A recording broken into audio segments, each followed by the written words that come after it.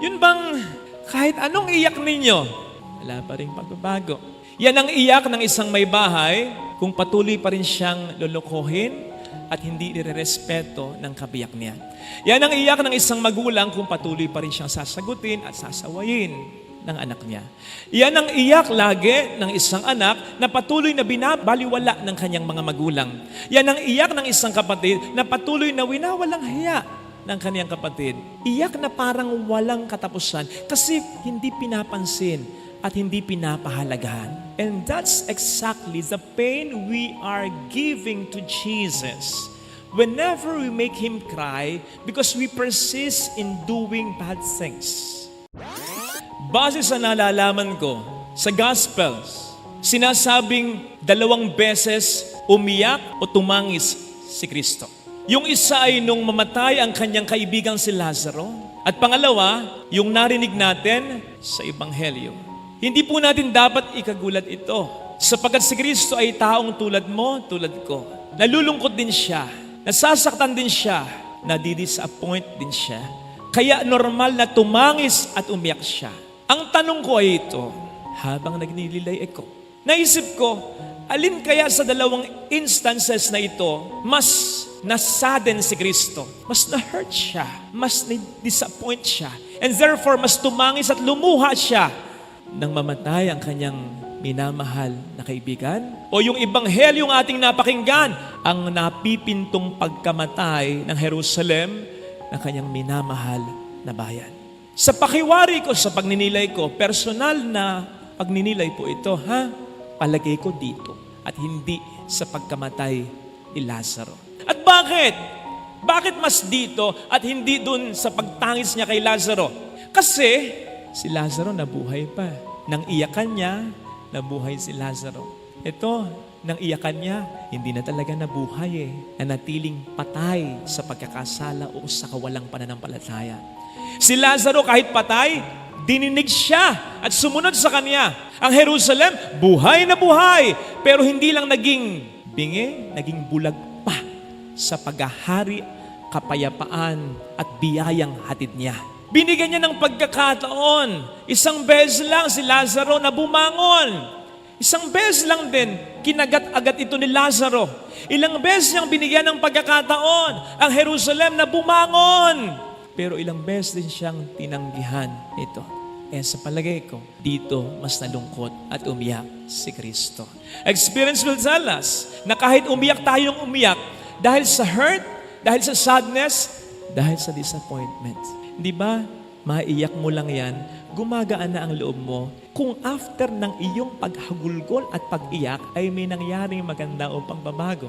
Nagsisi o nagbago, nagsorry sa iyo yung taong nakasakit ng feelings mo, ng damdamin mo, nakuha mo yung gusto mo, naliwanagan ka kahit papaano, nagkasundo yung mga taong gusto mong magkasundo, sulit yung iyak mo. Pero kung walang pagbabago whatsoever, abay, nandun lagi yung sakit. Kasi naiiyak mo na pero wala pa rin nangyaring maganda o pagbabago. Hindi sulit. I'm sure, meron din kayong mga karanasan ganito. Yun bang kahit anong iyak ninyo, wala pa rin pagbabago. Yan ang iyak ng isang may bahay kung patuloy pa rin siyang lolokohin at hindi nirerespeto ng kabiyak niya. Yan ang iyak ng isang magulang kung patuloy pa rin siyang sasagutin at sasawayin ng anak niya. Yan ang iyak lagi ng isang anak na patuloy na binabaliwala ng kanyang mga magulang. Yan ang iyak ng isang kapatid na patuloy na winawalang hiya ng kanyang kapatid. Iyak na parang walang katapusan kasi hindi pinapansin at hindi pinapahalagahan. And that's exactly the pain we are giving to Jesus whenever we make Him cry because we persist in doing bad things. Yun bang parang walang kinapupuntahan yung pag-iyak niya? Kasi kahit anong gawin niya, para tayo ay baguhin niya, para ang buhay natin ay improve niya, para tayo ay makonsensya niya, through our conscience of course, and through the people who care for us, and through the many things that are happening in our lives, reminding us how God loves us so dearly and very much. Sa kabila ng yun, di pa rin tayo nagbabago. Nako, napakasakit nun para sa ating Panginoong Jesucristo. Wala naman din siyang magagawa kung ayaw natin, di ba? As some of you already know, ng isa sa mga imahe ng mahal na ina ng Birhen ng Lazaret ay yung crying mother, crying lady. Yung umiiyak siya. Umiiyak siya para sa atin ng mga anak niya. Pero alam po ninyo, sa palagay ko, mas umiiyak si Mama Mary, hindi para sa atin, kundi para kay Kristo na anak niya. Kasi hindi naman tayo kayang iligtas ng mahal na ina. Si Kristo ang makapagliligtas sa atin. Kaya kung siya na hindi tayo kayang iligtas ay umiyak na para sa atin, how much more si Jesus na makapagliligtas para sa atin, kaya lang ayaw natin. Di po ba mga kapatid, kapag wala tayong magawa kung minsan, gustuhin mo mang may magawa, wala kang magawa, iniiyak mo na lang. Ganon ang mahal na ina. Wala siyang magagawa upang tayo iligtas. Bagamat para sa atin, nagdarasal siya. So doon ay umiiyak na siya. Wala siyang magawa. So imagine, yung pain ni Jesus, sapagkat siya ang tagapagligtas natin. Siya ang makapagliligtas sa atin. Kaya lang ayaw natin siyang pansinin. Kaya ko sinabing, yung pain ni Jesus can be more than the pain Mother Mary is experiencing. Kasi ayaw natin. At kaya ko rin sinabi na po pwedeng mas umiiyak si Mama Mary, hindi para sa atin, kundi para sa anak niya. Sapagkat ang anak niya si Jesus ang mas nagbe-bear ng pain na ini-inflict natin dahil ayaw nating pansinin ang kaligtasang hatid niya sa atin. That's exactly how we feel whenever we are praying, not anymore for ourselves, but for the person who makes us cry, lalong-lalo na kung alam natin unti-unti na niyang sinisira ang kanyang buhay. Pero anuman gawin natin, anumang dasal ang gawin natin, anumang paalala ang sabihin natin, anuman ang aksyon na i-execute natin, ay ayaw pa rin.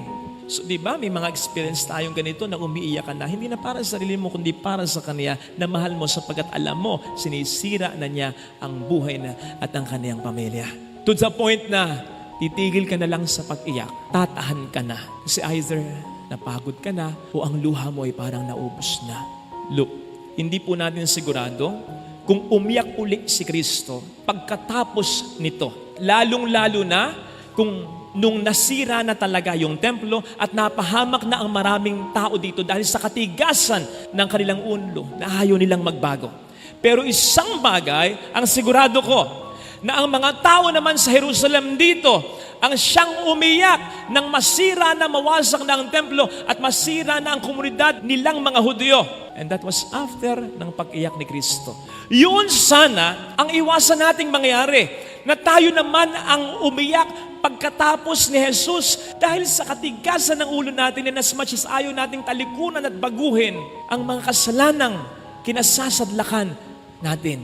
In the same way na bago sana tumigil sa pag-iyak yung mga taong nagpapahalaga sa atin dahil sa sila'y napagod na rin sa atin, nainip na rin sa pagbabago natin, mapatahan natin sila dahil sa pagbabago natin. Kasi kapag nauna silang tumahan, dahil nabandal na sila at nainip na sila sa pagbabago natin, siguradong tayo naman ang iiyak sa habang panahon. At matindi ang pag-isisi natin pag nagkaganon. Ito sana ang biyayang makita natin. At lalong-lalo na biyayang makita ng mga taong gusto nating magbago, lalo pat kung ito'y mga mahalaga sa buhay natin.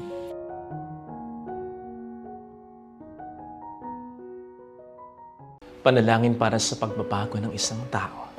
Sa ngalan ng Ama at ng Anak at ng Espiritu Santo. Amen. O Diyos na makapangyarihan, o aming Ama, sinabi mo po minsan sa pamamagitan ng iyong propetang si Ezekiel na hindi mo ninanais ang kamatayan ng isang makasalanan, kundi ang iniibig mo ay ang kanyang pagsisisi at pagbabagong buhay. Ganito rin po, aming Ama, ang ninanais at ipinagdarasal namin para kay. Pakibagit po ang pangalan ng taong gusto nating magbago. Pakialaala din sa ating isipan ng kanyang mukha, lalo na ang kanyang mga nagagawang pagkakasala. Makita nawa niya, o aming Ama, na sa kanyang ginagawa, wala siyang ibang sinisira unang-una kundi ang kanyang sarili.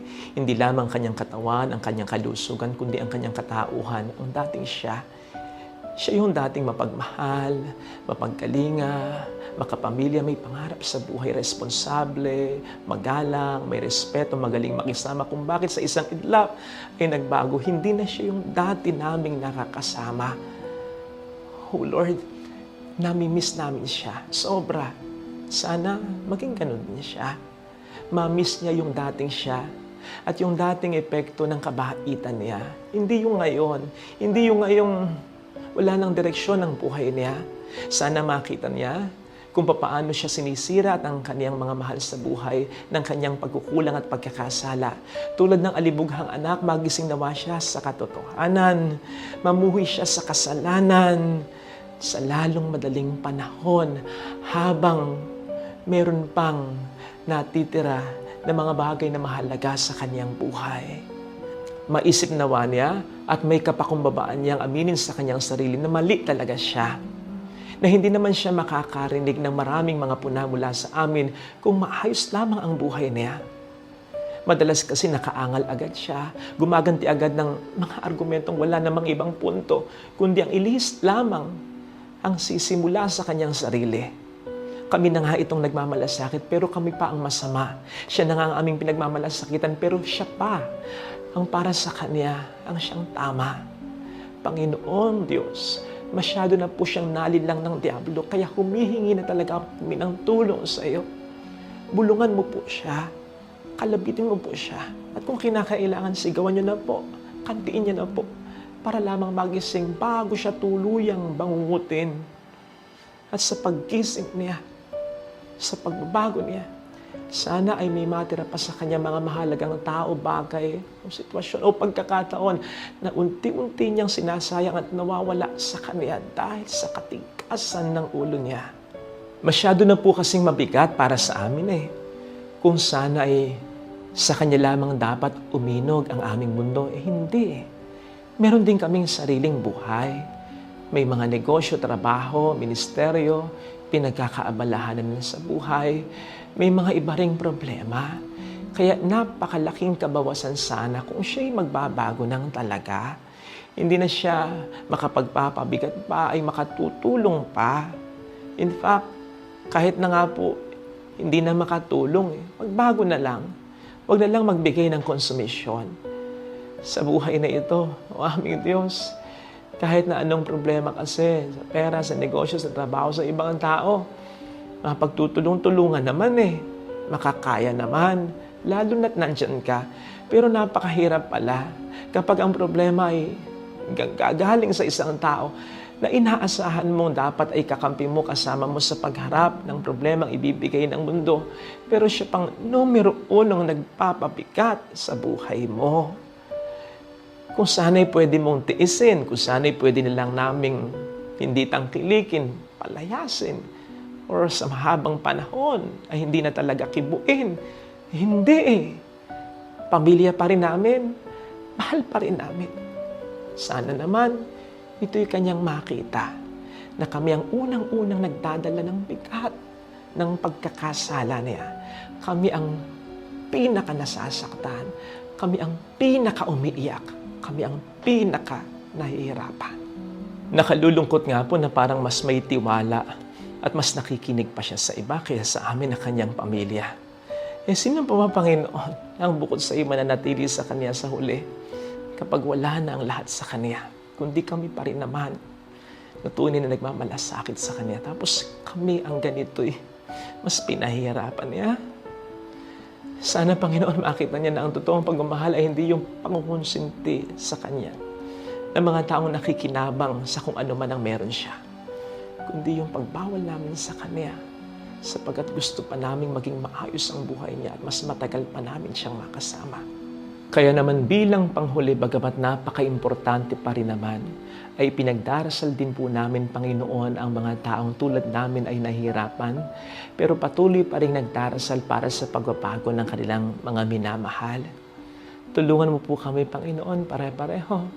Dagdagan mo ang aming pananampalataya, palawakin mo ang aming isipan, patatagin mo ang aming kaluluwa, pahabain mo po ang aming pasensya, palakihin mo ang aming puso para mas makapagmahal at mas makapagsakripisyo pa. Huwag nawa kaming mawawala ng pag-asa At patuloy naman ang palataya ng aming mga ipinagdarasal ay makapagbabago pa. Na po pwedeng ma-delay lang o po pwedeng hindi na talaga kung kami mag-give up na sa kanila. Kaya tulungan mo po kami, Panginoon, na patuloy na maging tulay ng pagbabago nila. Tulungan mo po kami. Ito'y aming isinasamo sa iyong pangalan ngayon at magpa sa walang hanggan. Amen. Sa ngalan ng Ama at ng Anak at ng Espiritu Santo. Amen.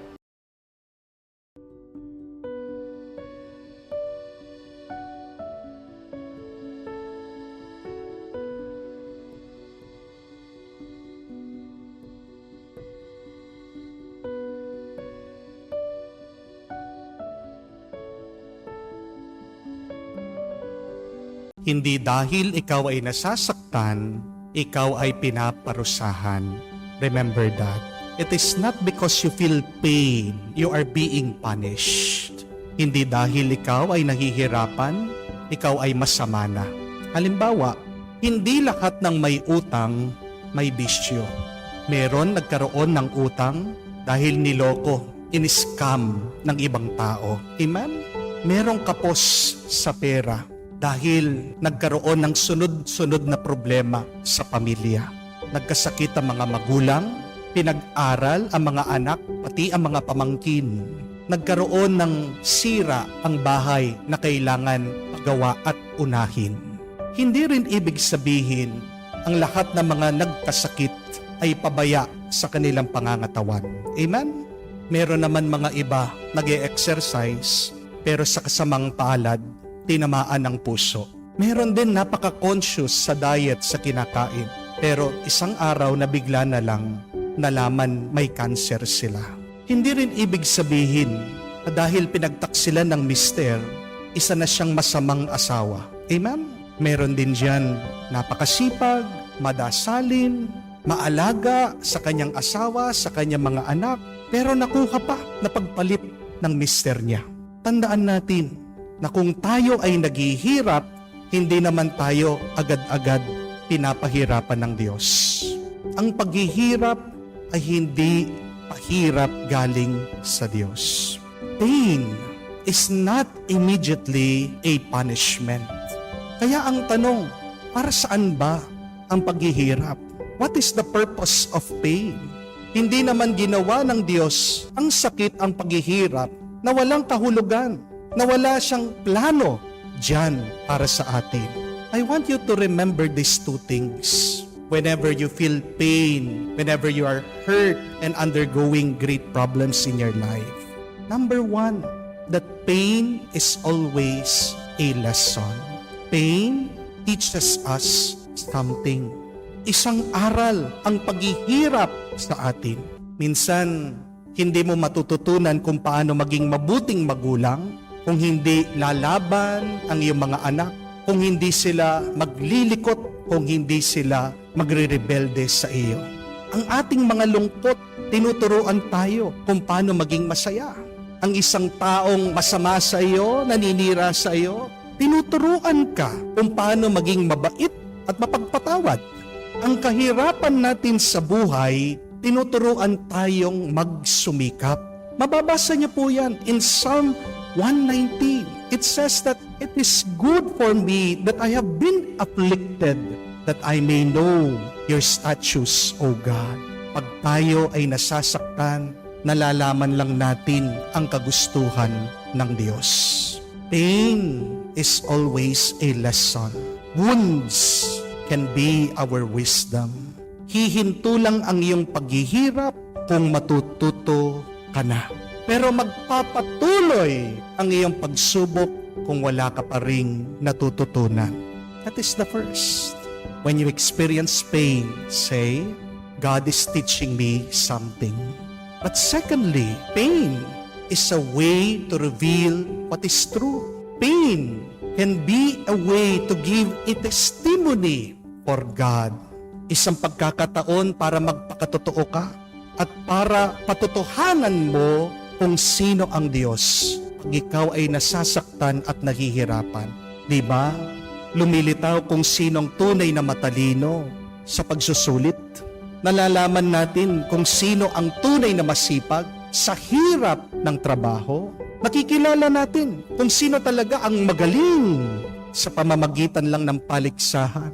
Ang paghihirap ang daan para makita natin kung ano ang nasa isip, puso at kaluluwa ng isang tao. Kaya nga, si Kristo, siya din po ang nagsabi, pag kayo ay nilulupig, kayo ay pinapahirapan, yan ay isang pagkakataon para maging saksi kayo sa inyong pananampalataya. Ano kaya ang makikita ng mga tao tungkol sa atin kung tayo ay pahihirapan? Kabanalan o kasamaan?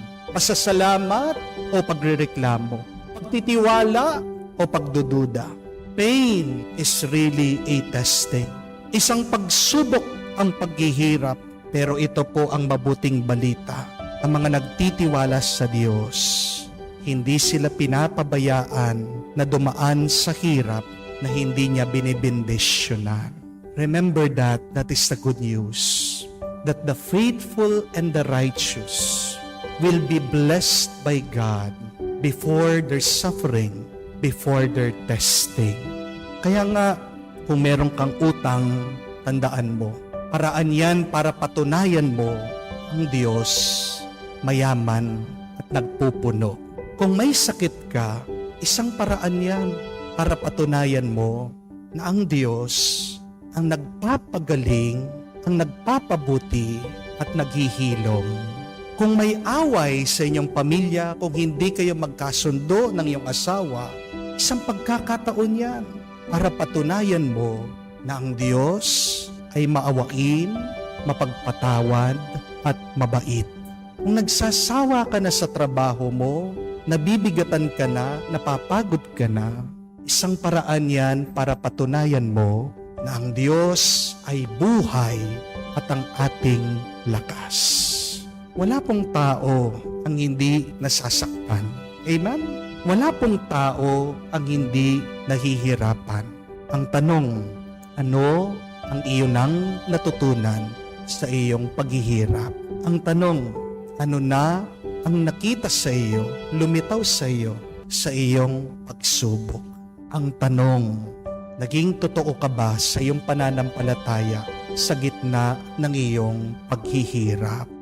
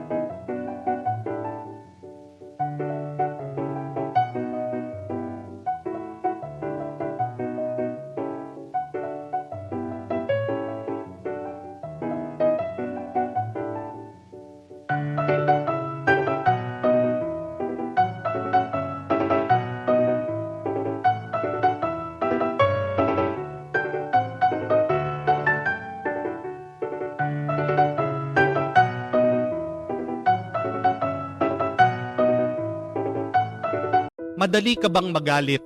Do you easily get offended?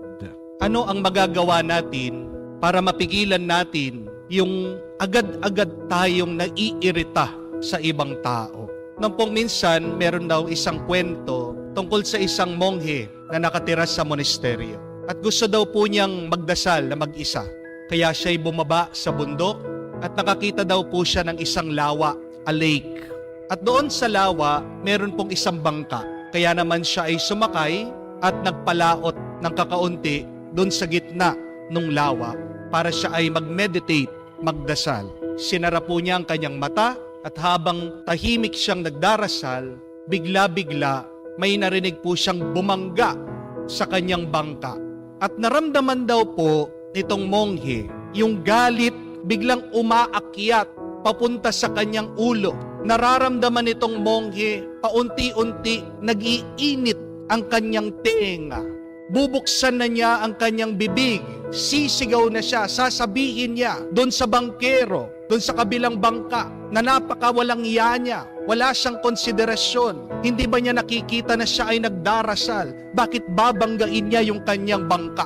Pero pagkabukas po ng mata nitong monghe, nabigla siya sa kanyang nakita. Dahil yung bumangga sa kanya, bangka nga pero walang tao. Itong bangkang ito ay hindi nila tinali. Kaya naman ito din ay nagpalutang-lutang sa lawa. At aksidente lang na nabangga yung kanyang bangka. At dito po na-realize nitong monghe, nasaan ba ang galit? Ito ba ay nagmumula sa labas? Hindi. Ang galit ay nag-uumpisa sa kanya. Ang galit ay nasa atin. At pag tayo ay binangga ng iba, nasa iyo na lang kung papalabasin mo itong iyong galit. Kaya nga po, sabi ng kwento, magsimula daw po nun, ito pong monghe, bawat siya'y makaharap ng isang taong nakakainis, nakakagalit, nakakairita, palagi niyang naaalala yung kanyang karanasan, na itong taong ito na masama ay isang bangka na walang tao. Binabanggaman siya, pero nasa kanya na kung papabayaan niyang lumabas ang galit at manira sa kanya.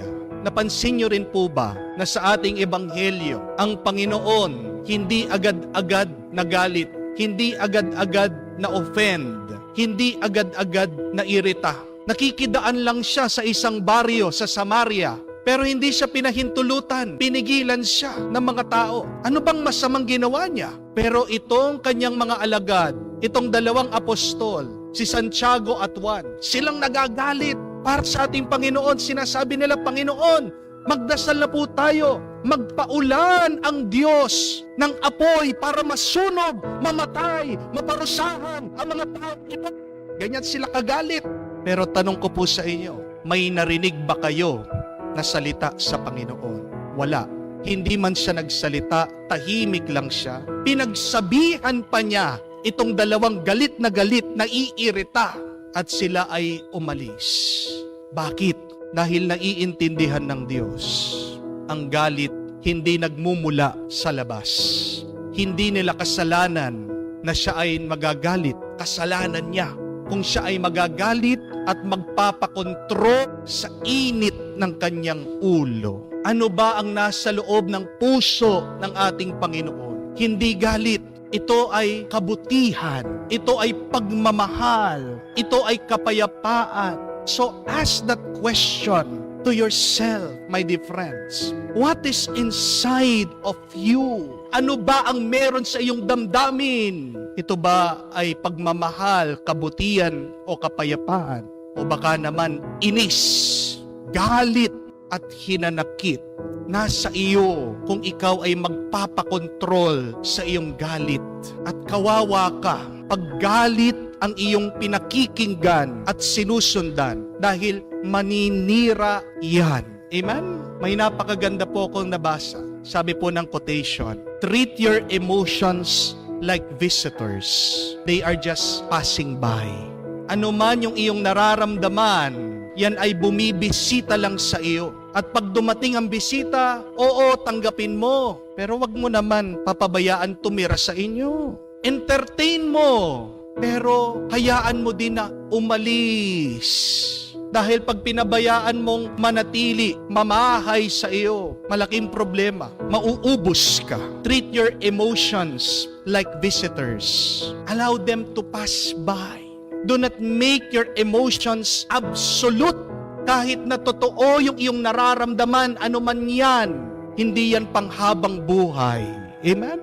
Dahil tandaan nyo din po, decisions made out of emotions cannot be undone. Kapag gumagawa ka ng desisyon, base lang sa iyong emosyon, hindi mo mababago ano man ang kalalabasan. Kamukha po nung isang aso, galit na galit daw. Nakita niya yung ibon, parang niloloko siya. Nakakaloko yung tingin ng ibon sa kanya. Kaya ito pong aso, galit na galit, hinabol niya yung ibon. Itong ibon, lumipad.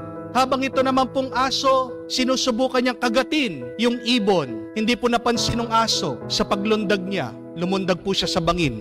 Decisions done out of emotions cannot be undone. Baka magsisi ka. Kaya nga po, one great skill that you should learn is to manage your emotions.